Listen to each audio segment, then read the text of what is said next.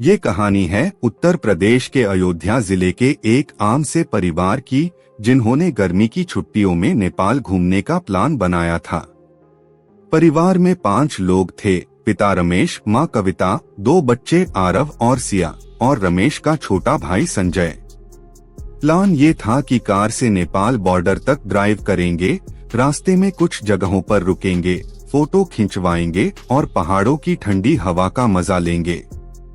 लेकिन ये सफर उनके जीवन का सबसे डरावना अनुभव बन जाएगा, इसका किसी को अंदाजा नहीं था।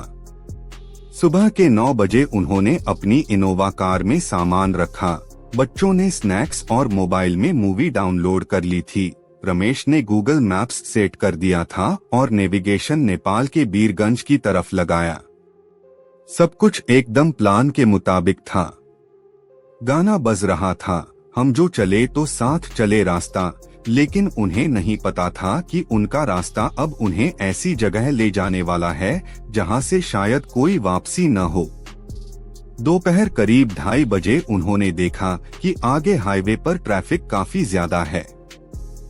तभी संजय ने मोबाइल में एक शॉर्टकट देखा। Shortcut to Nepal border via forest route saves 38 kilometre. Ramesh ने कहा, अरे बहुत बढ़िया, टाइम बचेगा, चलो इसी रास्ते से चलते हैं। कविता ने तुरंत विरोध किया, सुनिए जी, ये रास्ता तो बहुत सुनसान लग रहा है।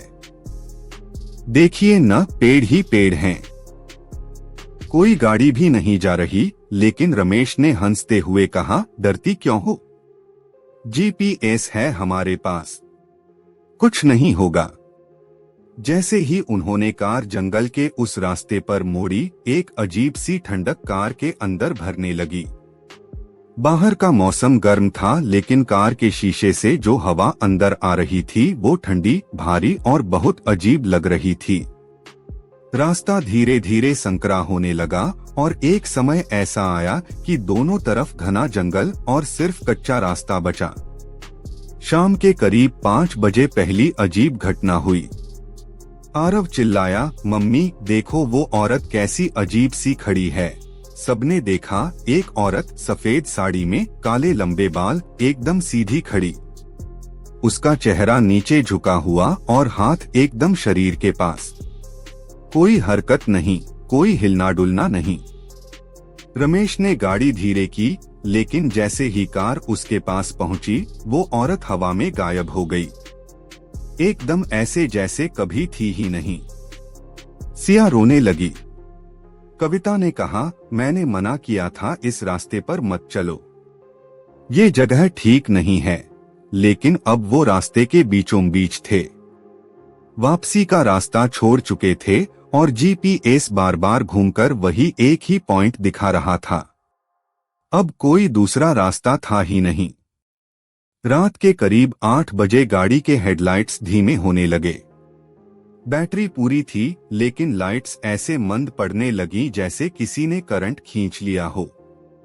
मोबाइल नेटवर्क भी गायब हो गया था। संजय ने कहा, भाइया कहीं कोई तकनीकी खराबी तो नहीं। रमेश ने गाड़ी साइड में रोकी और सब बाहर आए। बाहर अजीब सी गंध थी, कुछ सड़ा हुआ, कुछ जलता हुआ, कुछ वैसा जैसा श्मशान के पास होता है। तभी सिया बोली, वो औरत फिर से वहां खड़ी है।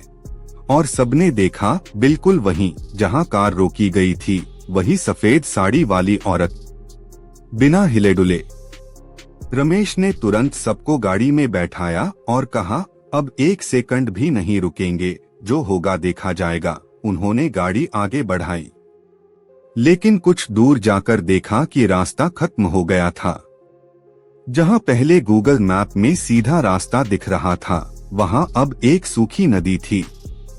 नदी नहीं, जैसे जमीन की एक दरार हो जिसमें पानी नहीं था, सिर्फ काले पत्थर और सूखी लकड़ियां थीं।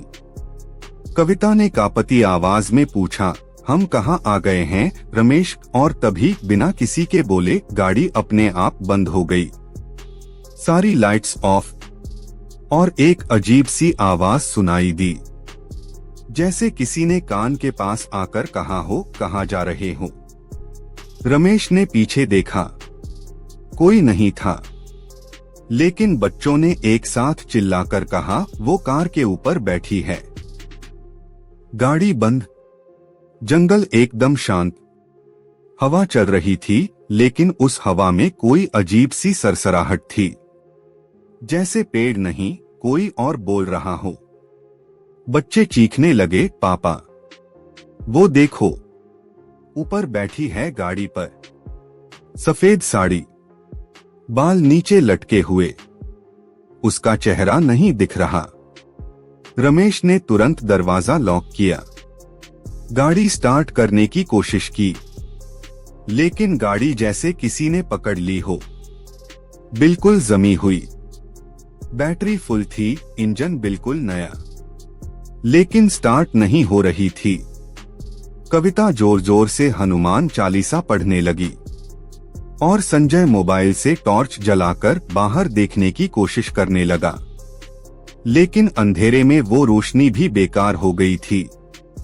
टॉर्च की बीम बस कुछ इंच तक ही जाती थी, और जैसे जैसे वो चारों ओर देख रहे थे, अचानक कार की छत पर कुछ गिरा। धड़ाम, गाड़ी हिल गई। सबने डर के मारे एक दूसरे का हाथ पकड़ लिया।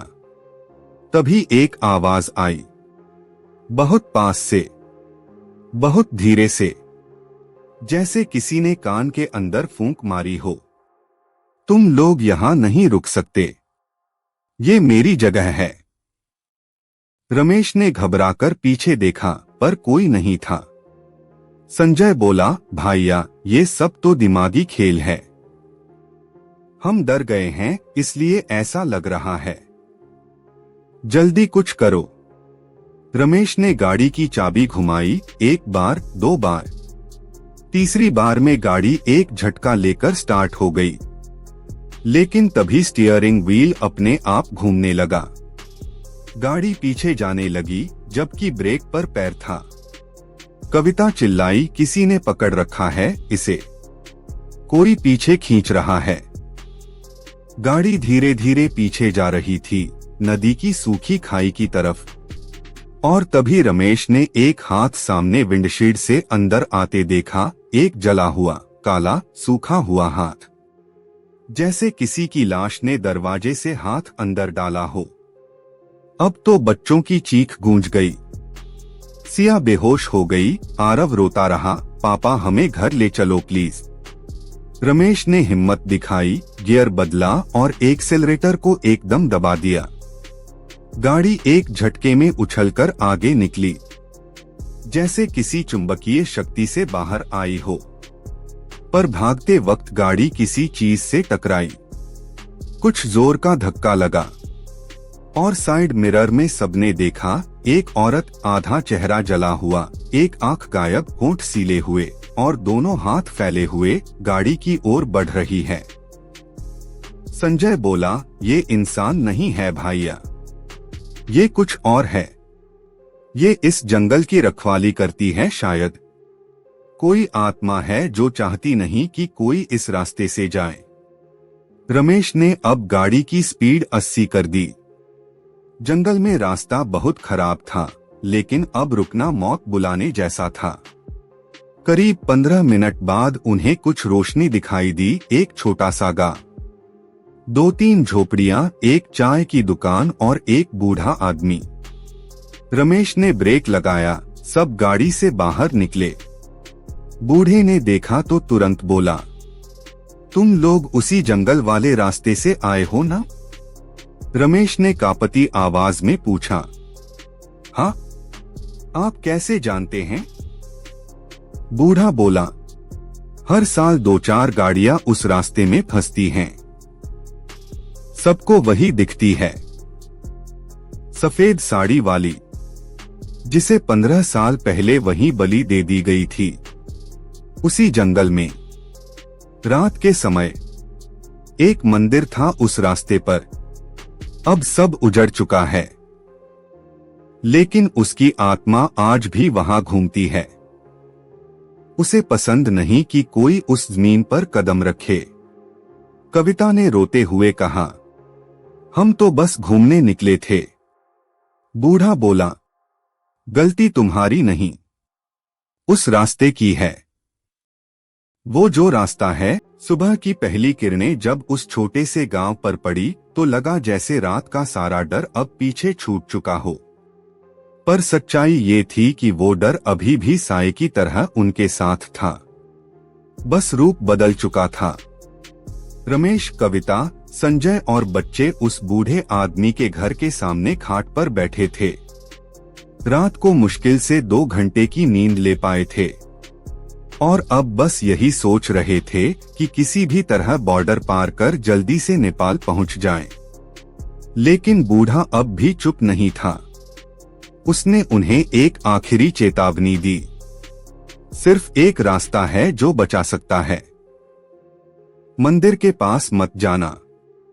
वो जो टूटा हुआ शिव मंदिर है ना, उसके पास अगर गए तो समझो वापस लौटना नामुमकिन है। रमेश ने पूछा, मंदिर कहाँ है? बूढ़ा बोला, तुम्हारी गाड़ी के रास्ते के दाईं तरफ एक मोड़ आता है जहाँ एक पुराना पीपल का पेड़ है। वहीं से मंदिर की राह जाती है।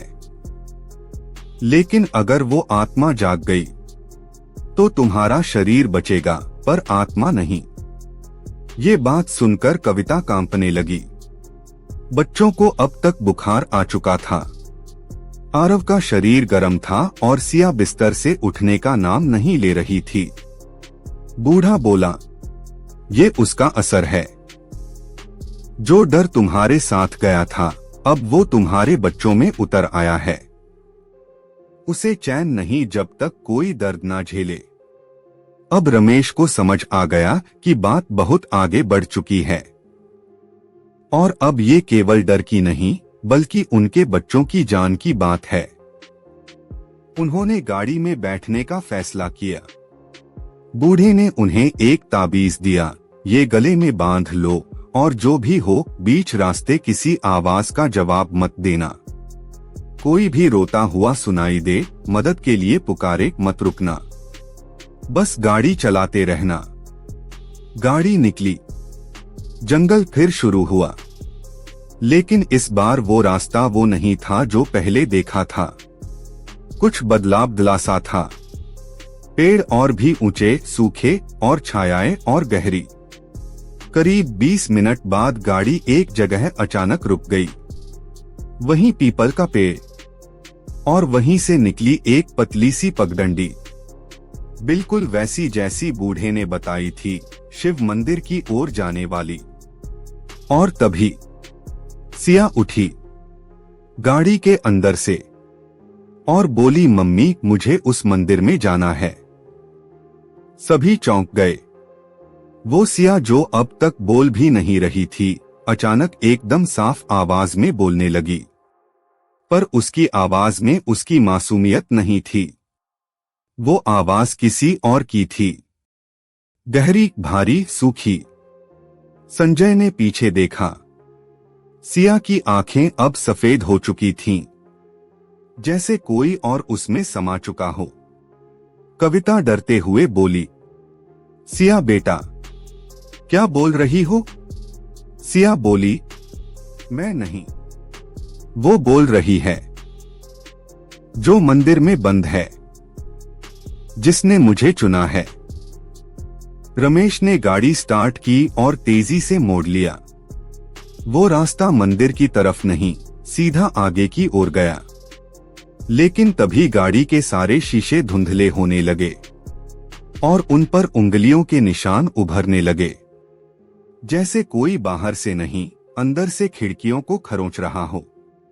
मंदिर आओ वरना सब खत्म हो जाएगा, यही शब्द हर खिड़की पर उभरे हुए थे। अब गाड़ी की लाइट्स अपने आप बंद हो रही थीं। टायरों से अजीब सी चीखने की आवाजें आने लगीं, जैसे जमीन पर कोई जलता हुआ लोथड़ा रगड़ रहा हो। संजय चिल्लाया, ये तो हमें नहीं जाने देगी, ये बच्ची को ले जाना चाहती है। रमेश ने कहा, अगर इसे मंदिर चाहिए तो चलो मंदिर चलते हैं, लेकिन एक बार सामना करके ही जान बच सकती है। अब वे सब मंदिर की ओर मुड़े। गाड़ी खुद ब खुद उसी पगडंडी पर चलने लगी। बिना एक्सेलरेटर के, बिना स्टीयरिंग घुमाए, जैसे कोई और चला रहा हो। और सामने दिखा टूटा फूटा शिव मंदिर, जिसकी दीवारें काली थीं, बेलें लिपटी थीं और उस पर खून के छींटे जैसे निशान थे। सिया खुद गाड़ी से बाहर निकल गई। किसी ने रोका नहीं, क्योंकि अब तक किसी में हिम्मत नहीं बची थी। वो मंदिर की सीढ़ियों पर चढ़ी और वहीं खड़ी हो गई, एकदम उसी मुद्रा में जैसे जंगल में वो पहली औरत खड़ी थी। सफेद साड़ी, जमे हुए हाथ, झुका हुआ सिर। अब वो बच्ची नहीं रही, वो वही बन चुकी थी। अब सवाल सिर्फ ये नहीं है कि क्या वो परिवार बचा, सवाल ये है क्या वो आत्मा कभी गई ही थी, या वो सिर्फ एक शरीर से दूसरे शरीर में जा रही थी। क्या गाड़ी अब भी वहां खड़ी है, क्या वो मंदिर अब भी उस पगडंडी पर है, या फिर जो लोग उस जंगल से लौटते हैं, क्या वो वही होते हैं। शिव मंदिर की सीढ़ियों पर सिया खड़ी थी। अब वो बच्ची नहीं थी। उसकी आंखें सफेद थीं, चेहरे पर न कोई मासूमियत थी, न कोई डर। वो पूरी तरह से उस आत्मा के कब्जे में थी जो जंगल की रखवाली करती थी। कविता चीख रही थी, सिया नीचे आओ, मेरी बच्ची नीचे आओ। लेकिन सिया सिर्फ एक लाइन दोहरा रही थी, अब ये मेरा घर है, अब मैं नहीं जाऊंगी। रमेश दौड़कर सीढ़ियों तक पहुंचा, लेकिन जैसे ही उसने सिया का हाथ पकड़ने की कोशिश की, एक जोर का झटका लगा और वो 5 फीट दूर जाकर गिरा। उसकी नाक से खून बहने लगा। संजय ने जैसे तैसे कविता को संभाला, लेकिन तभी मंदिर की घंटी अपने आप बजने लगी। 1 बार, 2 बार, फिर लगातार टन्न टन्न टन्न। पूरा मंदिर हिलने लगा, दीवारों पर से काई झड़ने लगी और मंदिर के ठीक पीछे की जमीन से धुआं उठने लगा।